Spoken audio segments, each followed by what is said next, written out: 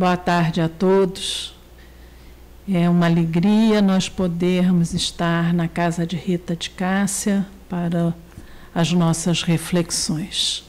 Antes do início da nossa palestra de hoje, nós lembramos a possibilidade de todos continuarem acessando o site da casa, www.rita.org.br, para não só acessar as palestras online, todo dia tem, mas as informações de como a casa está agindo, sabermos dos cursos que vão se iniciar em março, tomarmos conhecimento de outras informações e campanhas que a casa está fazendo. É importante estarmos conectados. Outra informação que nós temos a passar aqui é do culto do lar, que continua sendo feito online toda sexta-feira, às 20 horas. Então, que todos possam cada vez mais se manterem conectados à casa de Rita de Cássia e Maria de Nazaré. E nós vamos, então, nesse momento, fazermos a nossa prece para darmos início à nossa reunião com paz em nossos corações. Lembrando-nos agora do Mestre Jesus, a quem pedimos, Senhor, que continue através dessas falanges amorosas de benfeitores que atuam na casa de Rita de Cássia, dessas irradiações que envolvem cada um de nós, nos lembrando sempre da nossa filiação divina, nos lembrando das possibilidades de renovação que a cada dia surgem à nossa frente, que possamos todos, mais uma vez, aproveitar este momento de estudo e reflexão para nos apropriarmos dessas nossas possibilidades amorosas e colocarmos-nos a serviço do bem, sempre que assim, pela força da nossa vontade, quisermos. Jesus amigo, pedimos a permissão e a da equipe dirigente espiritual desta casa de amor, para darmos início à nossa reunião. Graças a Deus. Vamos então envolver a nossa querida Rita, que hoje vai dividir conosco os seus estudos. Vamos então envolvê-la em muito amor, em muita vibração de alegria, para que possamos todos nos fortalecer. Bem-vinda, Rita.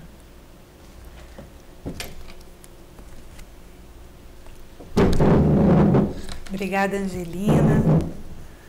Vamos aqui unir os nossos pensamentos nessa tarde que traz algumas reflexões para nós.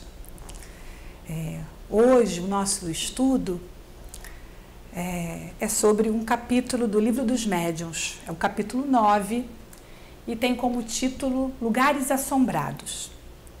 Mas antes, eu acho importante a gente ir um pouquinho no tempo, a gente pensar lá em 1857, quando Kardec, em 18 de abril, lança, o Livro dos Espíritos, coordenado por Allan Kardec, aquela coletânea de perguntas, de reflexões, num trabalho tão estudioso e cuidadoso. E nós já podemos imaginar o tanto que causou de discussão naquele momento, na sociedade da época. Não apenas em Paris, mas à medida que esse livro, essa reflexão, essa base da doutrina espírita começa a ganhar espaço pela França e mais tarde em todas as outras localidades. Kardec sabia que ali era só o início. O que ele estava trazendo era algo muito novo, muito instigante, perturbador até, mas ao mesmo tempo falava ao coração de muitos. Ele sabia, então, que isso ia causar na sociedade dúvidas, questionamentos, perguntas. Afinal de contas, tudo começou com fenômenos de mesas girantes. E ele sabia que ele precisava responder aos questionamentos que chegavam até ele e seus próprios questionamentos, porque Kardec era um questionador, um estudioso. Ele queria poder trazer algo sólido, que sustentasse aquilo que ele via, aquilo que ele sentia, aquilo que ele percebia. E, como ele já esperava, as correspondências, a procura por Kardec para o esclarecimento começaram a chegar. E o trabalho de Kardec não parou. Ele precisava responder correspondências, ele precisava entender fenômenos que estavam acontecendo. Então, ele começa a publicar, em janeiro, a Revista Espírita. Em janeiro de 1858, ele começa a publicar a Revista Espírita, que passa a ser um lugar de esclarecimento, de reflexão a partir dos casos que ali chegavam, né, de perguntas e respostas. E ele sabia que o que mais chamava a atenção muitas vezes eram esses fenômenos ligados a essa comunicação entre vivos e mortos. E isso precisava de uma maior atenção. O que seria então esse fenômeno? O que seria o que foi chamado de mediunidade? Essa capacidade de percepção e de comunicação. Qual seria a melhor forma de estabelecer comunicação? Que comunicação seriam essas? Qual a verdade dessas comunicações? Então ele vai publicando, ele vai estudando, ele vai perguntando, e ele sabia que ele precisaria também orientar esse fenômeno e quem estava envolvido neles, os médiuns. Então ele publica um guia prático para orientação aos médiuns. E dentro dessa dinâmica de pesquisa, de estudo, de aprimoramento, de esclarecimento, esse guia vai se ampliando, ele reorganiza, amplia e em 1861 ele publica o Livro dos Médiuns. A mediunidade sempre esteve presente na história da humanidade. Talvez hoje a gente entenda isso melhor do que há séculos, né?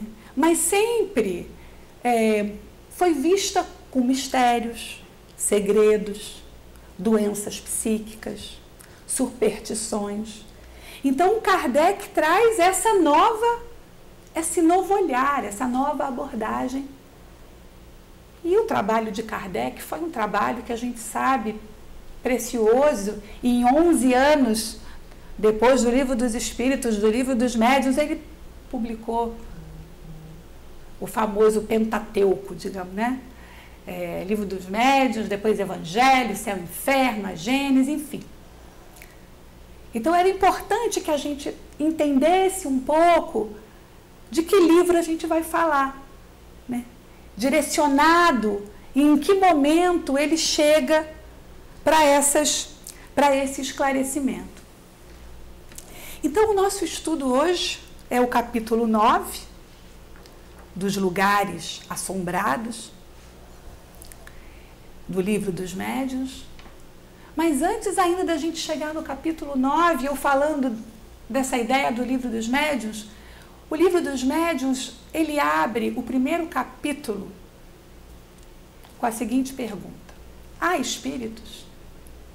Então, mais uma vez, ele escreveu, né? Ele organiza as perguntas no Livro dos Espíritos e ele abre esse estudo direcionado aos médiuns, aos fenômenos, ao entendimento do que acontece com essa pergunta, que para nós, nesse estudo, tem uma importância fundamental. Né? Há espíritos. E os espíritos respondem.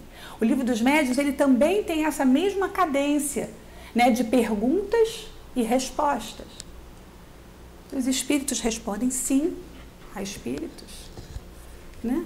E eles vão falando, relembrando, né? Deus, causa primária de todas as coisas, de natureza eterna e transcendental. E nós, todos nós, como princípios inteligentes fora da matéria, que já sabemos da nossa trajetória, né, de evolução e aprendizado, crescimento intelecto-moral, e que utilizamos as propriedades desse corpo físico como meio, como instrumento, nos processos encarnatórios para esse desenvolvimento. Né? Somos espíritos, além do corpo. A alma sobrevive. Né? Então, é muito importante que diante dessa dimensão firmada pelos espíritos, nesse trabalho do Kardec, né, a gente entendendo que somos espíritos imortais, que a alma sobrevive ao corpo, começou também outra indagação. Ora, se a alma sobrevive ao corpo, para onde vai? Onde estão os desencarnados? E dentro de toda uma cultura de uma época, tinha, e de outras linhas religiosas, no céu ou no inferno, está acima ou está abaixo? E os espíritos vêm nos esclarecer que nós estamos falando de dimensões, e Kardec fala muito bem aqui, quando ele fala sobre isso, né? Vou trazer aqui nas palavras do Kardec, que eu acho que é bem importante isso que ele nos traz.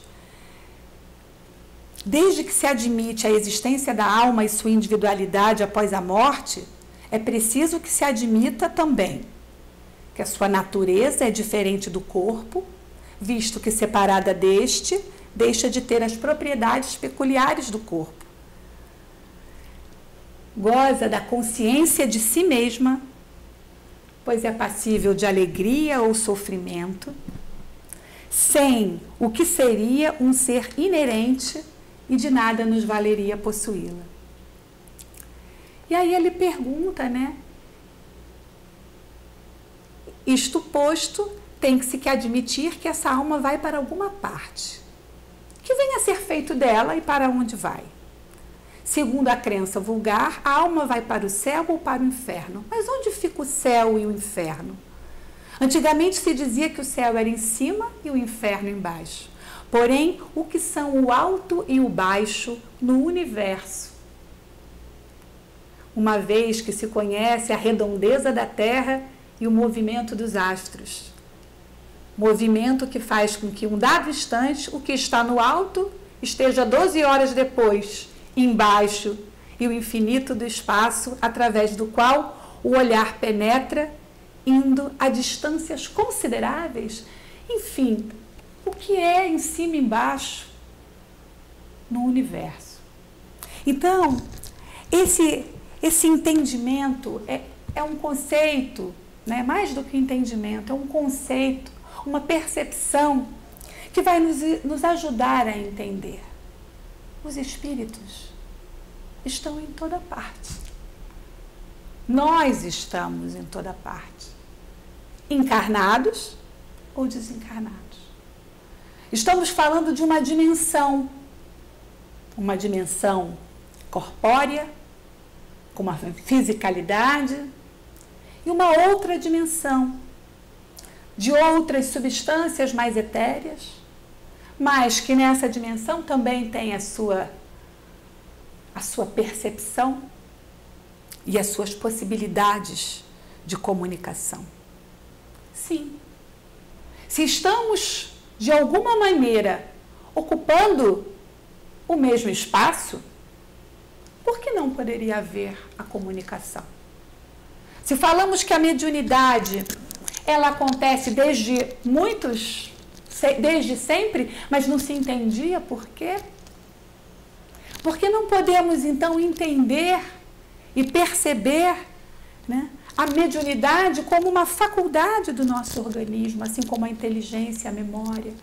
Só que uns têm ela mais ostensiva, outras como um fenômeno natural, daquilo que, dentro da nossa possibilidade de percepção ou de desenvolvimento do nosso olhar ou do nosso sentir.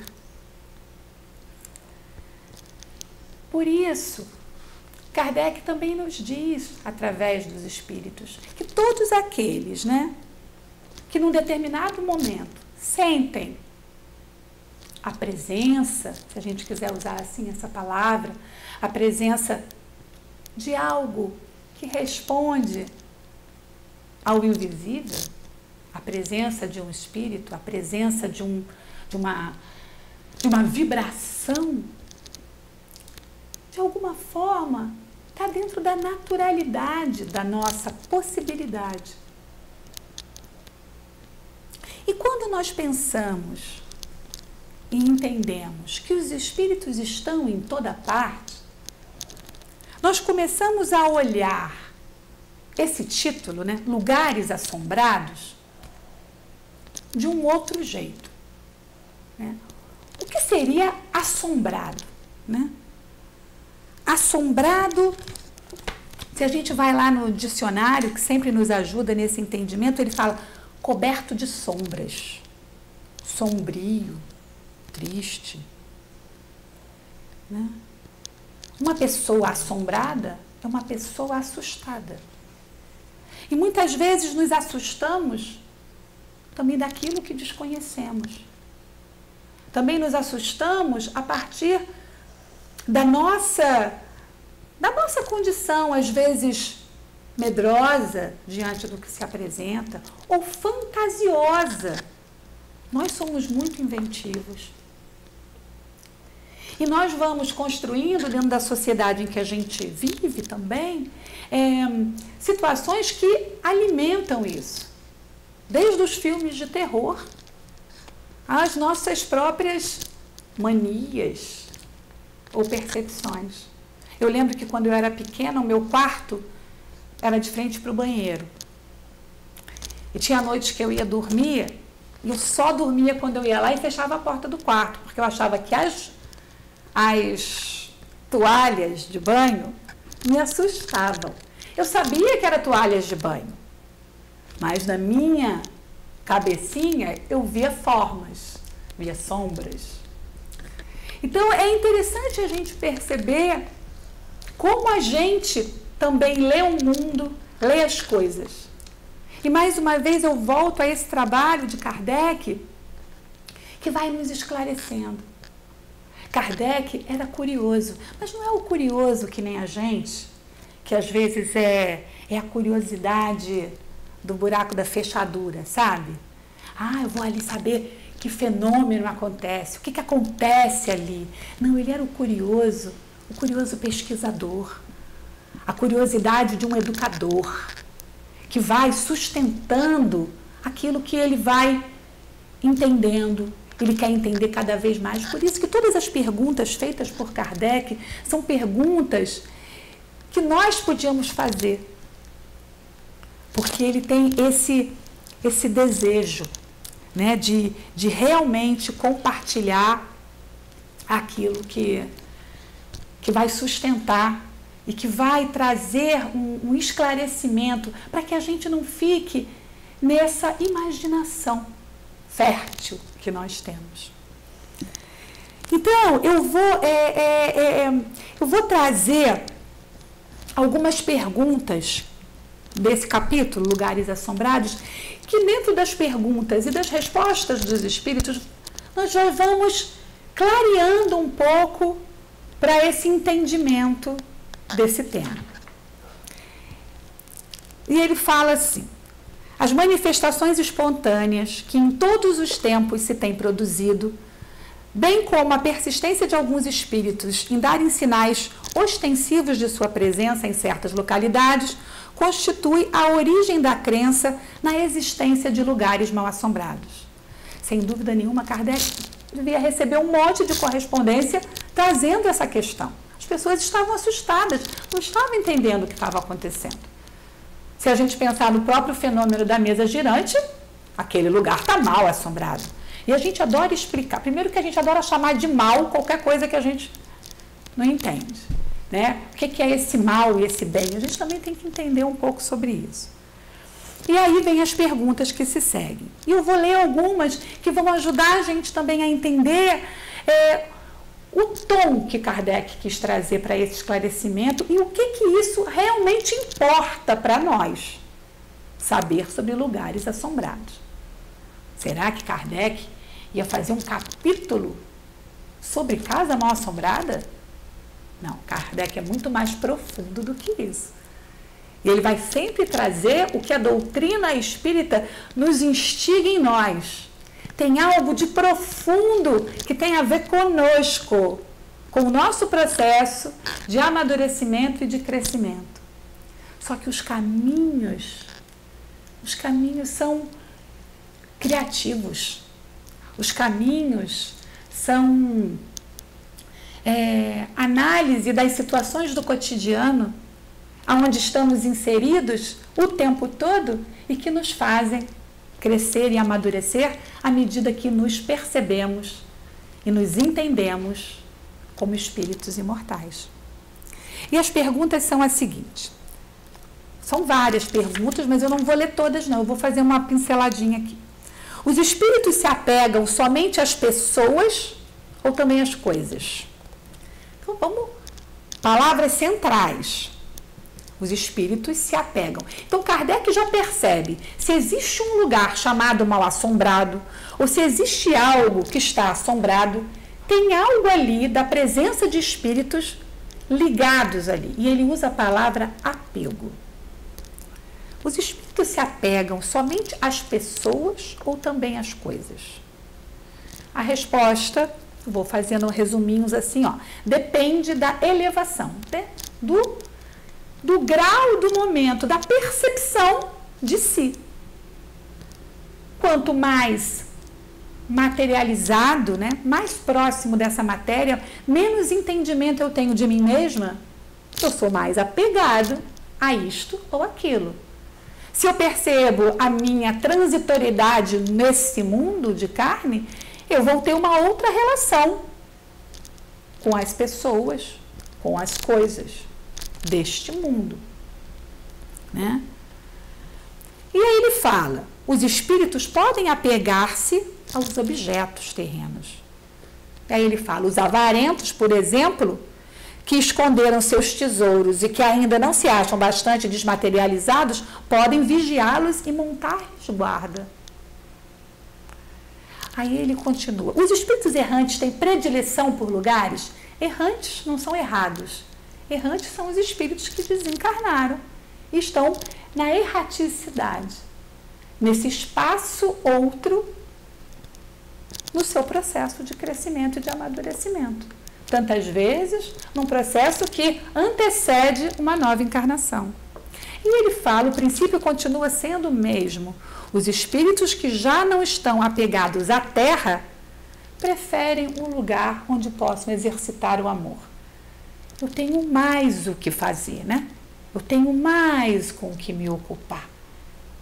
Em todo o tempo, em todo espaço, aqui ou em outra dimensão, eu tenho sempre o que fazer, né?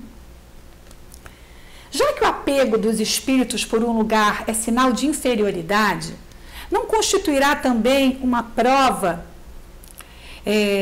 de que sejam espíritos maus, porque na pergunta seguinte que eu pulei, os espíritos também falam isso, que todos os espíritos que estão nesse vínculo de apego com algum lugar, com alguém ou com um objeto, ele mostra a sua fragilidade no seu processo de entendimento de si mesmo. Que aqui ele chama inferiores ou espíritos superiores, né? Mas vamos entender essa inferioridade no sentido não da... Somos espíritos inferiores, quando nós nos vemos ainda presos a determinadas situações ou temperamentos que nós temos, né? Os espíritos superiores são espíritos que já conseguem um desprendimento tal que ressignificam todas as relações estabelecidas, que entendem o sentimento de amor como algo profundo que a gente ainda, nesse momento, não consegue nem dimensionar. O nosso sentimento de amor, ele é muito restrito. Mas isso faz parte desse processo de construção e de aprendizado. Por isso estamos aqui. E por isso vamos voltar. E é por isso que estamos caminhando. Mas precisamos entender. E aí ele pergunta isso. Então, espírito inferior é espírito mau, né? Porque eu estou apegado, quer dizer que eu sou malvado? Não fala certamente que não. Né? Um espírito pode ser pouco adiantado, sem que por isso seja mau. Aí ele faz a seguinte pergunta: não se observa a mesma coisa entre os homens? Né? Se eu tenho lá, vou dar um exemplo bem bobinho, mas se eu tenho lá aquela roupa que está ali no armário, que eu estou esperando, eu tenho um apego, eu usei aquela roupa, poxa, sei lá, vou guardar o meu vestido de noiva, porque eu tenho um apego àquilo ali. Eu sou má por causa disso? Né? Malvada? Não. Mas eu estou gastando uma energia e ocupando um lugar no espaço por um apego. Não necessariamente. Eu precisava, eu poderia ter vestido várias outras noivas se eu tivesse feito um melhor uso desse vestido. E nesse exemplo tolo, vamos tentar colocar coisas mais importantes. Olha a importância que isso tem no nosso processo e no nosso crescimento, em termos de valores, em termos de sentimentos, né? E aí ele vai perguntando mais coisas, né? Ele vai perguntando se em ruínas, né? A gente tem esse exemplo que quando a gente vê um lugar que está ruína, uma casa caída, se ali sempre tem espíritos mal assombrados, né? Assim, é alvo certo de lugar. Então observa como é que nós vamos colocando valores, sentimentos nas coisas que a gente olha, que está relacionado ao nosso entendimento, às vezes mais tosco das coisas, né? E ele fala que não é porque a casa está abandonada que ali terá espíritos mal assombrados, né? E tudo tem a ver com essa relação do medo, de como a gente lida com as coisas, com o novo, com as superstições, como nós lidamos com isso tudo. E aí ele pergunta se tem relação do espírito aparecer de noite, aparecer às sextas-feiras. E o Kardec vai trazendo a resposta dos espíritos que isso está moldado dentro de uma construção que nós vamos fazendo. E assim como nós lidamos com os nossos sentimentos, com as nossas relações e com as nossas coisas enquanto estamos encarnados, quando nós desencarnamos, nós continuamos os mesmos. O que eu sou, eu continuo sendo, no meu temperamento, na minha inteligência, na minha vontade, no meu pensamento. Então, se eu tenho um temperamento, né, se eu tenho uma ação que ela foge das relações estabelecidas dentro de valores que têm uma importância no meu processo intelecto-moral, eu desencarnado, eu vou funcionar da mesma maneira. Se eu estou apegado a objetos ou a pessoas, eu vou estabelecer essas relações. Nós precisamos tirar essa ideia de locais assombrados e entender que os espíritos estão em toda parte. Estão na casa espírita, estão na minha casa, estão no meu trabalho, no supermercado, no shopping, na praia, na floresta. Qual a natureza desses espíritos? Eu não estou falando de espíritos bons ou maus. Eu estou falando da natureza dos espíritos. Como eu falo da minha natureza. O que eu já conquistei e o que eu ainda preciso conquistar. O que esses espíritos já sabem, o que eles precisam ainda conquistar. O que nós precisamos entender, acima de tudo, é que essa palavra apego é a palavra central e que nos traz a total importância desse estudo para nós.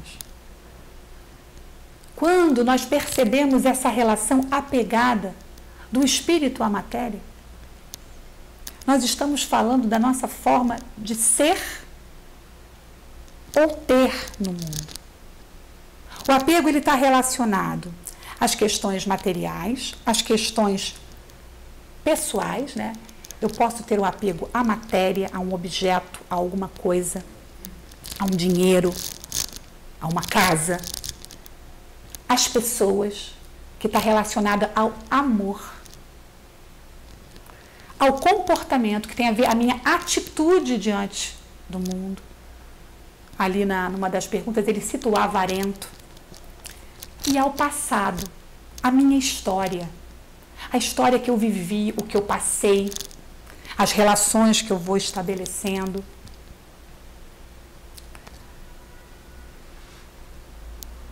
Quando a gente estabelece as relações pautadas pelo amor, tudo vai girar em torno de liberdade, convívio, calma e esclarecimento.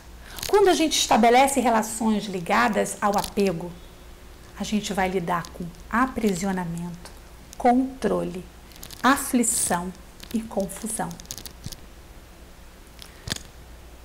Vamos trazer isso para nosso dia a dia hoje. Agora vamos pensar que nós desencarnamos. Lembra que nós ainda somos os mesmos? Nós vamos procurar, menos ou mais, aquilo que nos compraz, aquilo que nos atende. Nós somos seres vibrantes. Então, a nossa sintonia, ela vai buscando exatamente isso. Então, que seres eu vou encontrar, né? Eu vou conviver quando eu caminho na floresta? Que espíritos eu posso encontrar numa loja muito cheia, num shopping center muito cheio? Que espíritos eu vou encontrar na minha casa? Espíritos se apegam por amor, um amor muitas vezes vivenciado nesse equívoco da posse. Então, às vezes, ele se aproxima, né, ou ele fica num ambiente porque está querendo cuidar, porque está querendo proteger.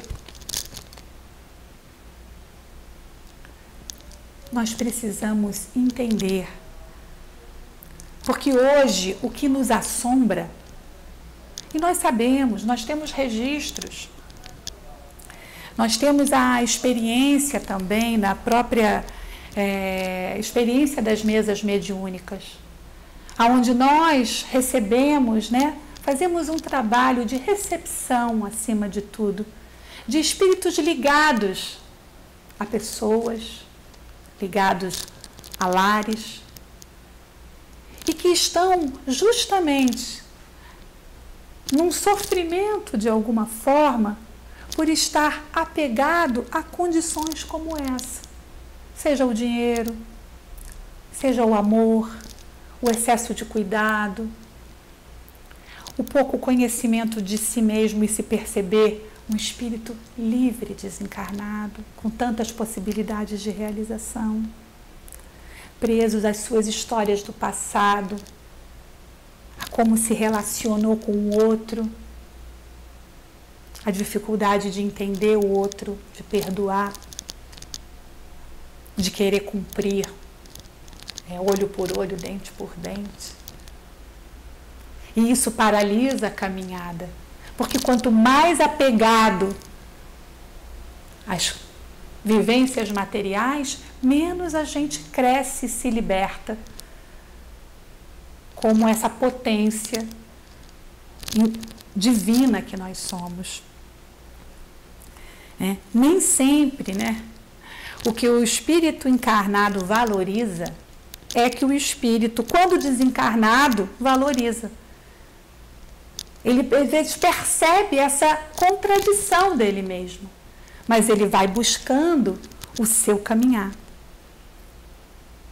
Nós precisamos estar muito atentos a essa ilusão da matéria,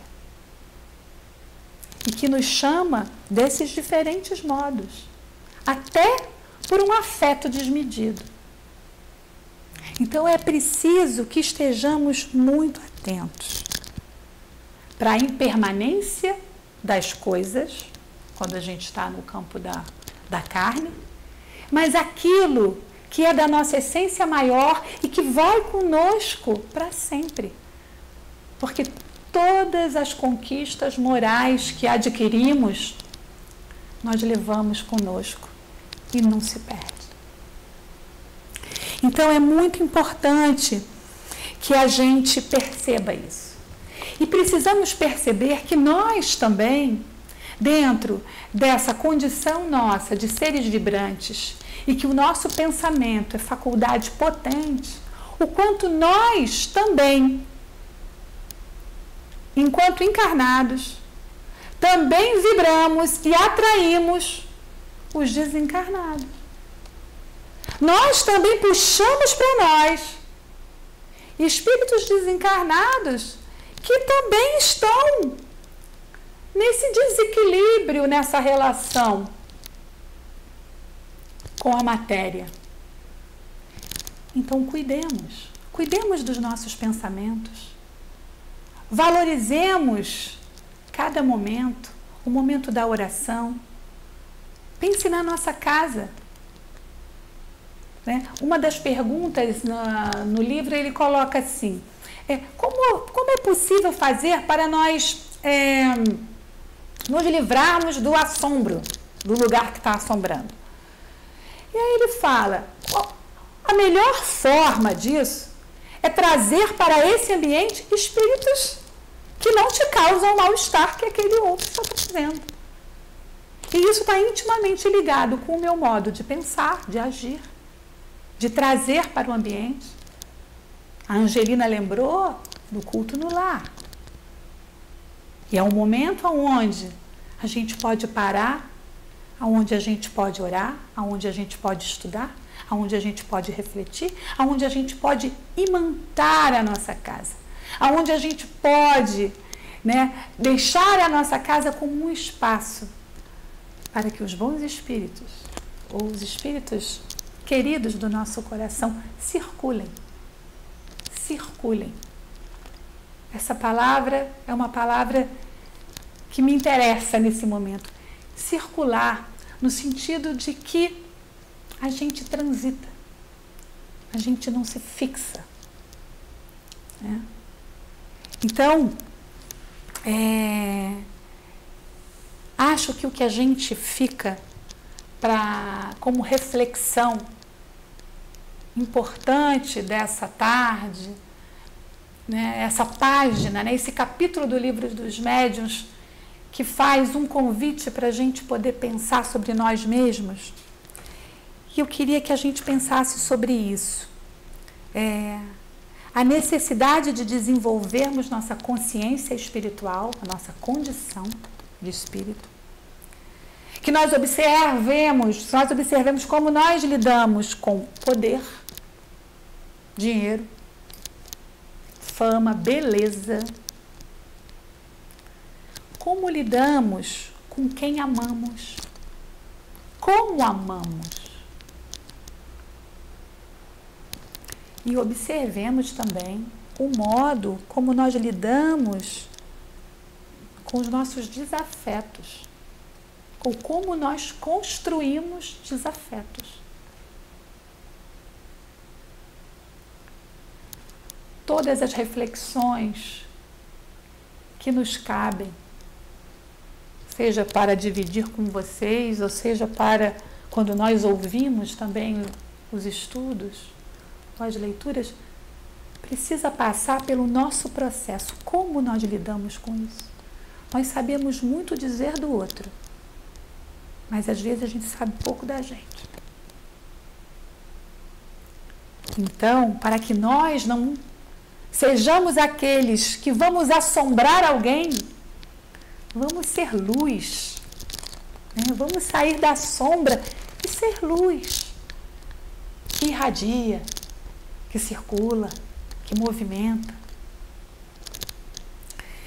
E eu encontrei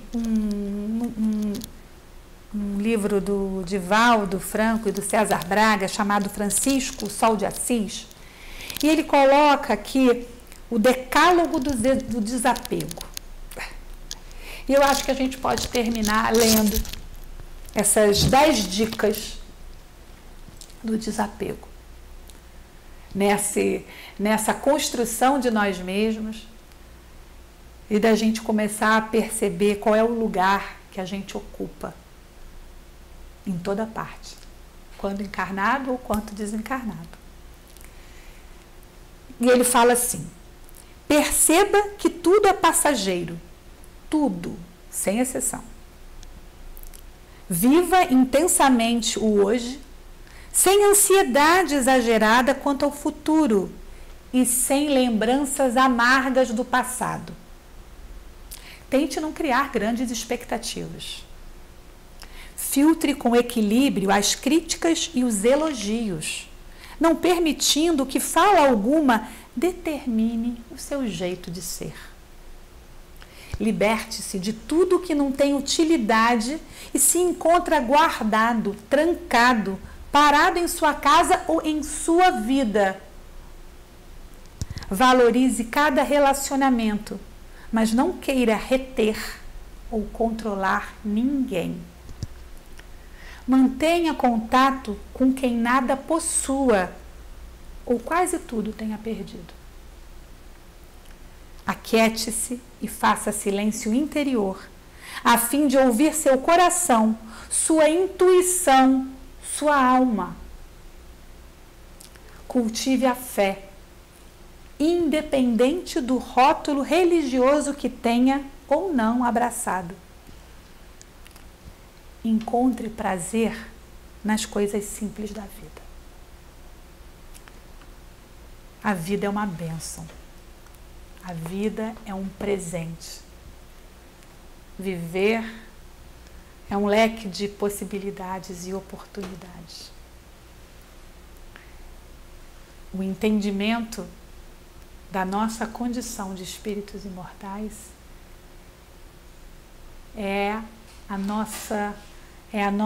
o nosso motor para que a gente, a cada dia, seja mais feliz.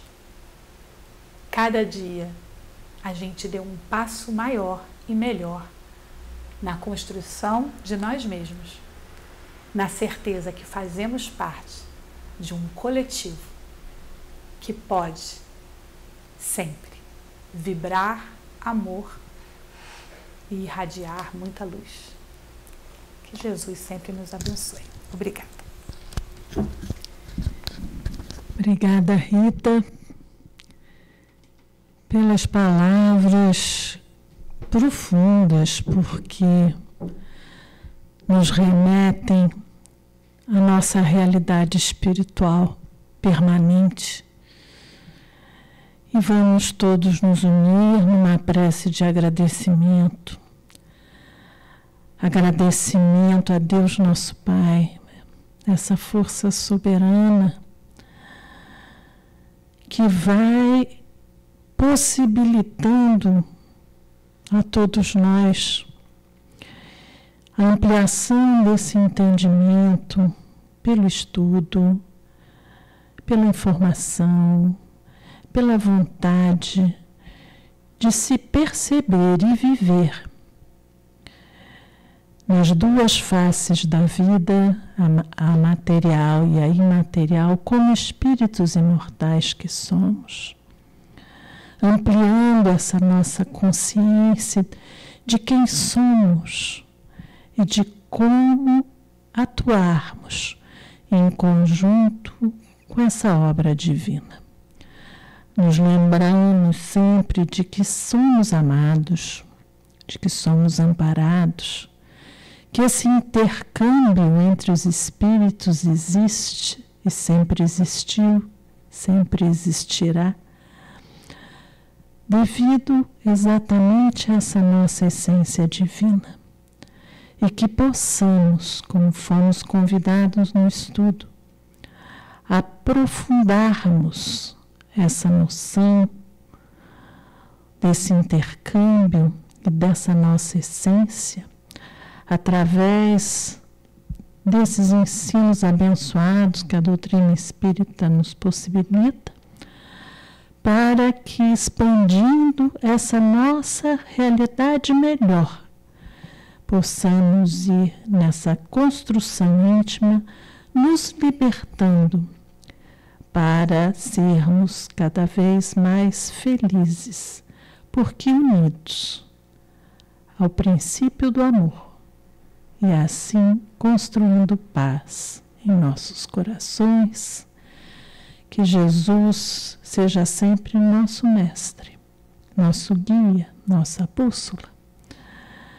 E pedimos então a permissão da equipe espiritual benfeitora desta casa para encerrarmos a nossa reunião de hoje.